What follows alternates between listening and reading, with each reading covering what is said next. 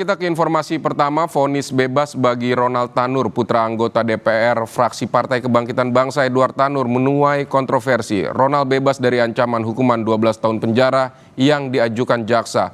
Upaya hukum kasasi pun diambil demi memberikan keadilan bagi Dini.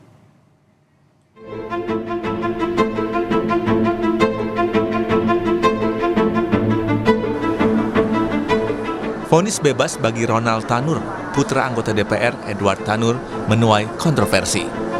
Bagaimana tidak, Ronald bebas dari ancaman hukuman 12 tahun penjara yang diajukan jaksa. Barang bukti rekaman kamera CCTV di lokasi pada Oktober 2023 di Surabaya, Jawa Timur, tak serta-merta jadi pertimbangan Majelis Hakim Pengadilan Negeri Surabaya.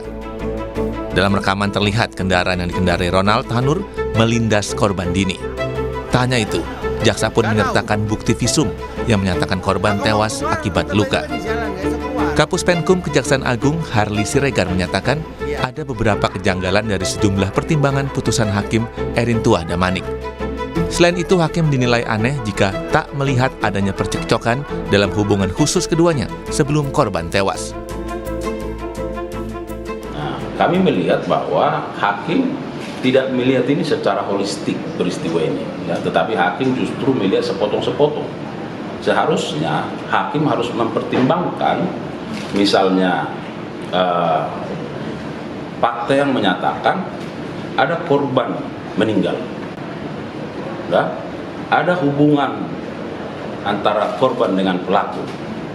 Pada waktu yang bersamaan korban dengan pelaku itu bersama-sama. Ada percekcokan. Keluarga korban kaget dengan vonis bebas Ronald Tanur. Mereka menilai vonis bebas ini janggal. Keluarga berharap jaksa kasasi ke Mahkamah Agung dan berharap tersangka bisa dihukum seberat-beratnya. Tuntutan dari jaksa 12 tahun, Anda merasa itu sudah cukup? Sebetulnya saya juga ngerasa itu nggak cukup ya, karena kan dengan nyawa manusia yang sudah hilang tidak bisa kembali, ya tidak bisa dibayar dengan apapun. Reaksi keluarganya Dini gimana, Mbak? Orang tua terutama. Orang tuanya shock, sedih, kesel, semua jadi satu sih, Kak. Ya, pastinya jaksa harus meminta banding ya, karena menurut saya ya ini tidak benar gitu.